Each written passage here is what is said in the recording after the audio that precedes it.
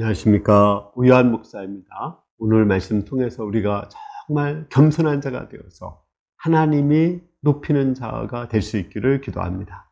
오늘 말씀은 교만한 자와 겸손한 자의 특징 세 가지입니다.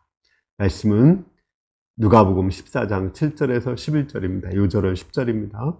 청함을 받았을 때 차라리 가서 끝자리에 앉으라. 그러면 너를 청한 자가 와서 너더러 버시어 올라앉으라 하려니 그때 함께 앉은 모든 사람 앞에서 영광이 있으리라. 여러분들, 겸손한 자와 교만한 자를 저울에 달아보면 누가 더 무게가 많이 나갈 것 같아요? 겸손한 자가 훨씬 더 무게가 많이 나갑니다. 따라서 하나님께서는 겸손한 자를 더 높여주시고 영광스럽게 해주십니다. 오늘 말씀은 바리새인 지도자 집에서 잔치를 했을 때 이야기입니다. 많은 사람들이 상석에 앉고자 했는데 예수님은 그들에게 잔치의 끝자리에 앉으라고 말했습니다. 그래야 하나님이 높여주신다고 했습니다. 말씀을 하시고 예수님은 하나님의 아들이지만 끝자리인 십자가의 자리에 앉으셨습니다. 하나님은 우리 예수님을 그리스도로 높여주셨죠.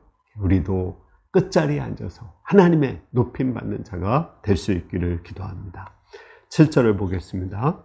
청함을 받은 사람들이 높은 자리에 택함을 보시고 그들에게 비유로 말씀하여 이르시되, 이스라엘은 그 잔치 자리가 U자형으로 되어 있다고 그래요. 그리고 이제 그 뒤에 U자, 그 뒤에 이제 의자들이 쭉 있습니다. 그 U자에서 그 앞자리에 앉는 사람이 상석입니다. 바리새인 지도자 집이니까 많은 바리새인과 서기관들, 또 제사장들,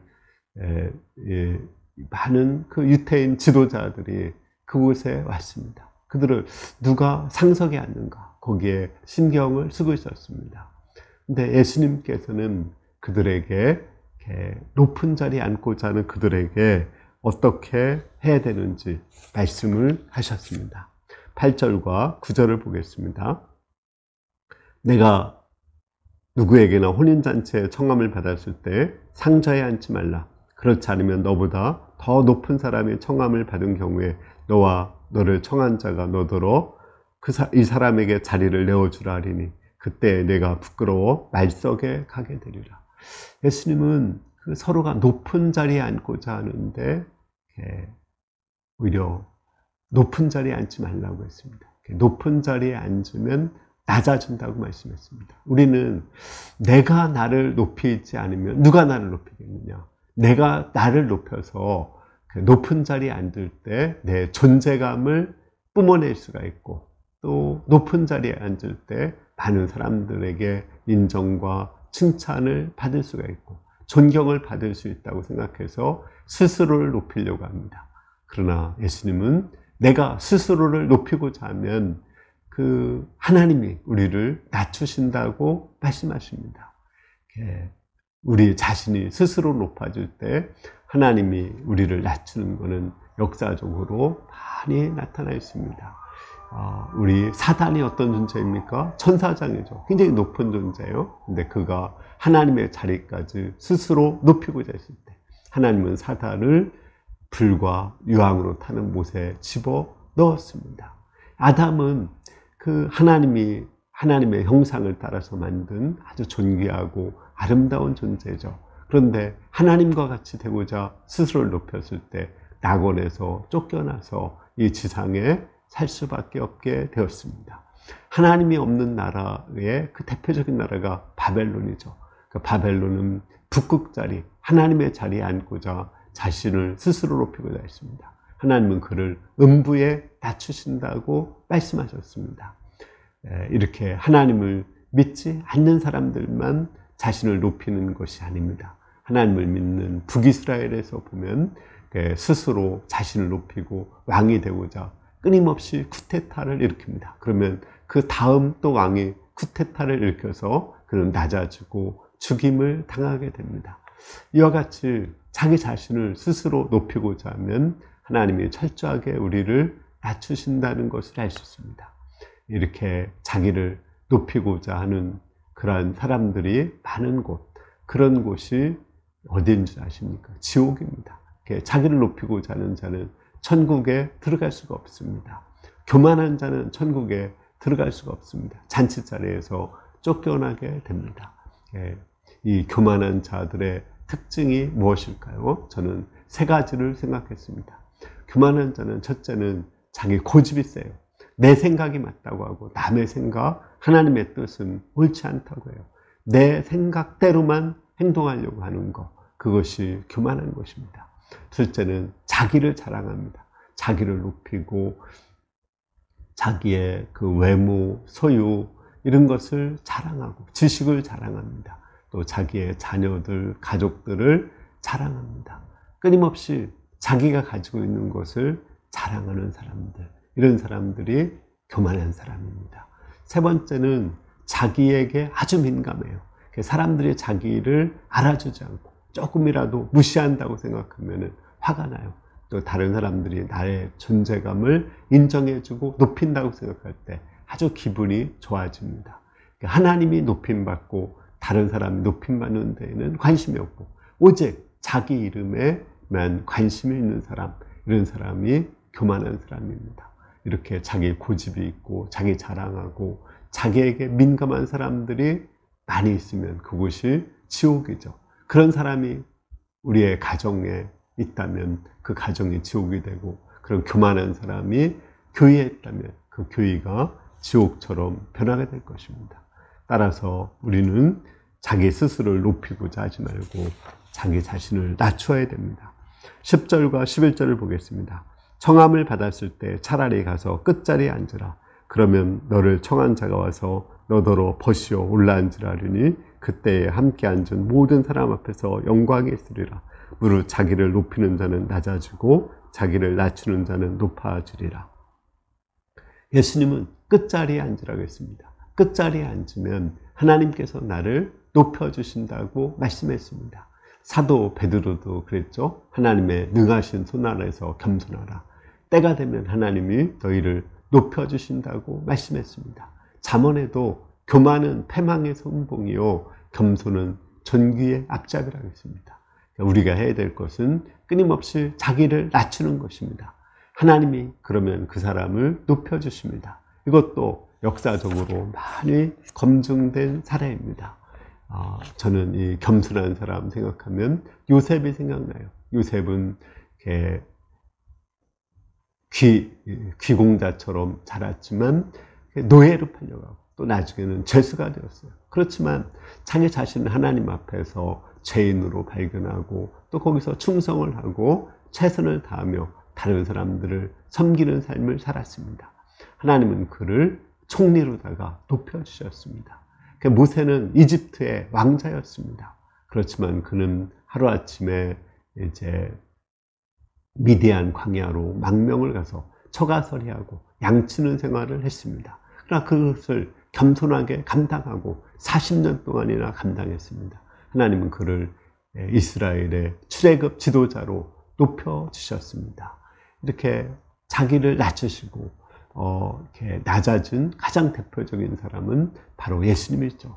예수님은 하나님이시고 그 본체가 하나님이십니다. 그러나 육신의 몸으로 오시고 십자가에 죽기까지 자기를 낮추셨습니다. 그때 하나님께서는 예수님을 높이셔서 그리스도로 삼으시고 하늘에 있는 자들, 땅에 있는 자들, 땅 아래에 있는 모든 자들이 예수님께 무릎을 꿇게 하셨습니다. 이렇게 우리가 우리 자신을 낮추면 그러면 하나님이 높여주십니다. 이렇게 자기를 낮추는 사람들이 있는 그곳이 천국인 것입니다.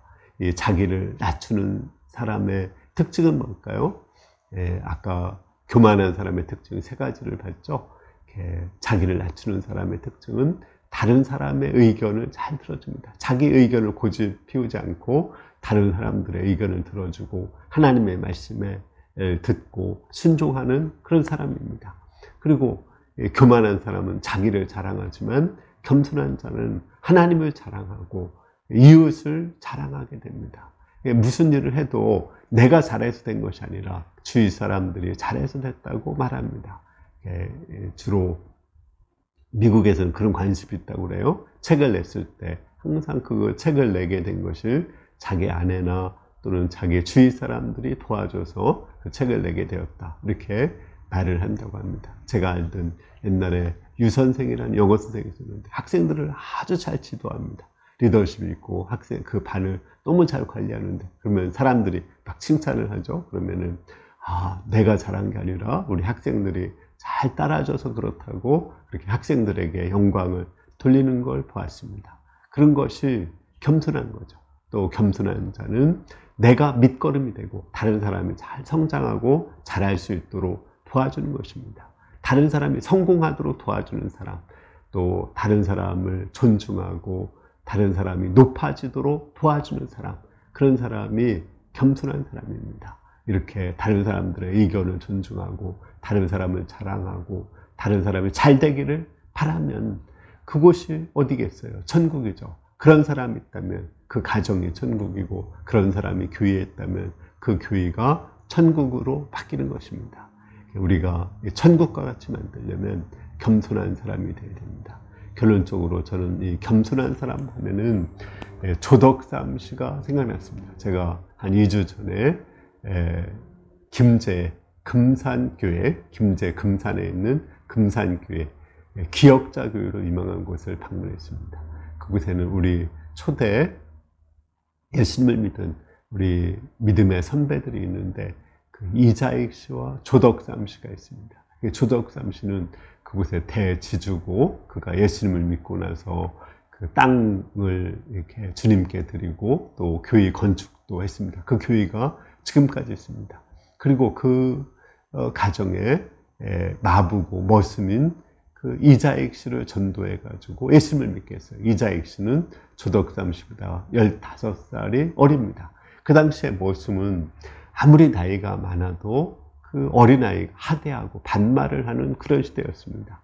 근데 이제 둘 다 예수님을 믿는데 초대 장로를 선출하는데 선거를 했는데 이게 어떻게 된 일입니까? 그 조덕삼 씨가 떨어지고 이자익 씨가 되었습니다. 그러면 조덕삼 씨 편에서는 자기가 낮아지고 자기의 그 머슴이고 마부가 높아졌을 때 얼마나 자존심이 상하겠습니까?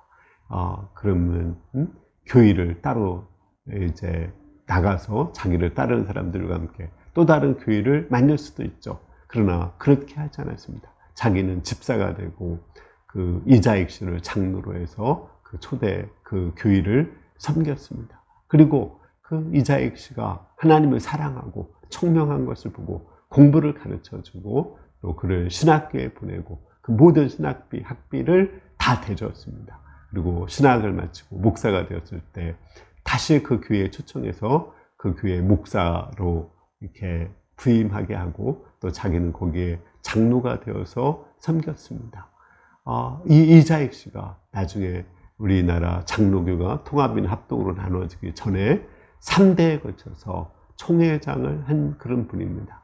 그 정부에서 장관을 시켜준다고 해도 그것을 거절하고 끝까지 이렇게 주님의 종으로 살았던 아주 멋있는 사람입니다. 이렇게 이자익 씨가 높아질수록 사실은 더 이제 이렇게 사람들에게 관심을 받고 높임 받는 사람이 누구냐면 바로 조덕삼 씨입니다. 그 조덕삼 씨가 밑거름이 되고 그를 높여줬기 때문에 이자익 씨가 그렇게 성장할 수가 있었던 것입니다. 그 하나님께서도 또 조덕삼 씨를 높여주셨습니다. 조덕삼 씨의 그 손자가 조세영 씨가 있는데 그분이 사선 국회의원을 하신 분입니다. 이렇게 우리 자신을 낮추고 다른 사람을 높이고 하나님을 높이고 다른 사람을 자랑하고 하나님을 자랑하고 내 의견보다 다른 사람의 의견을 존중할 때 그것이 천국과 같이 됩니다. 그것이 우리나라 초대 교회의 정신입니다. 우리도 자신이 겸손하게 되어서 이렇게 우리가 있는 가정, 우리가 있는 교회를 천국처럼 만들 수 있기를 간절히 기도합니다. 감사합니다. 은혜로우신 하나님 아버지, 오늘 말씀 통해서 진정한 겸손이 무엇인가 알려주셔서 감사합니다. 우리가 겸손한 자가 되어서 우리가 있는 곳을 천국처럼 만들게 축복하여 주시옵소서.